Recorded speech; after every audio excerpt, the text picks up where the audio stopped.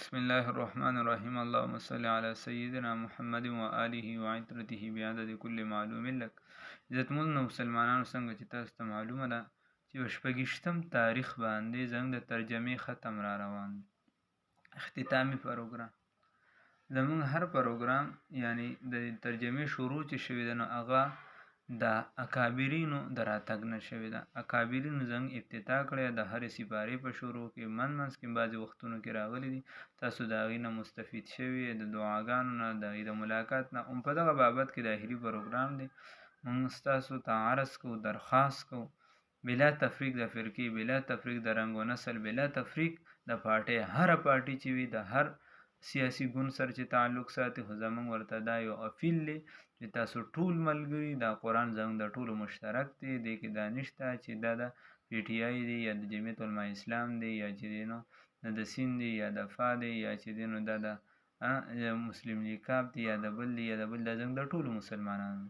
الله رب العزت ترله توفیق راکړي. نو ټول ملګري په 26 تاریخ چې د ماسپښین مونږ دلته راشو، ماښامه پوره پروګرام یا خوا نشته وي تقریبا داسې وي. او کوشش هم دا دی بیا د دین علاوه زمونږ په دې پروګرام کې به استاد الشیوخ، استاد العلماء والصلحاء فیر طریقت حضرت مولانا عبدالحلیم دیر بابا جی سے دامت برکاتهم العالیه، الله دې په عمر کې برکت واچي.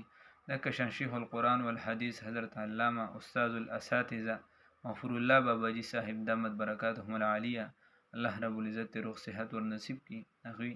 لکه شان استاد العلماء والصلحاء رئیس المناطق حضرت علامه مولانا فخر الاسلام بابا جی صاحب دامت برکاتهم العالیه. لکه شان شیخ المشایخ ولی کامل ابن ولی کامل فیر طریقت حضرت مولانا قاری بشیر احمد مدنی صاحب المعروف بفیر سباق بابا جی صاحب دامت برکاتهم العالیه. لکه شان سیدی و مرشدی استاد العلماء والخفاظ حضرت علامه مولانا خواجہ صدیقی صاحب دامت برکاتهم العالیه. لکه شان فکر اخلاص استاد العلماء شیخ طریقت حضرت مولانا قاری علامه عبدالغفور صاحب دامت برکاتهم العالیه.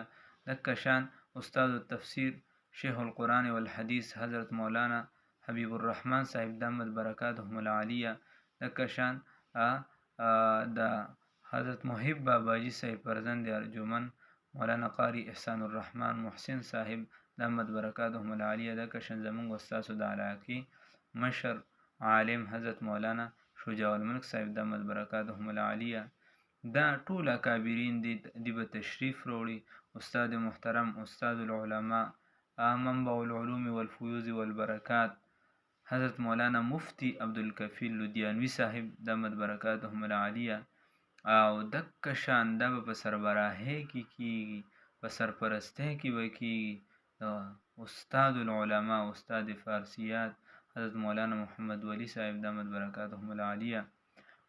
لکه شان ناتخوانان حضرات به مرته مختلف تشریف، نور علما امید دره به دا دی چې تقریبا قاری صدیق احمد صاحب دامت برکاتهم العالیه هم تشریف وړي. تاسو ټولو ته خواست دی چې په دغه پروګرام کې موږ سره شرکت وکړئ.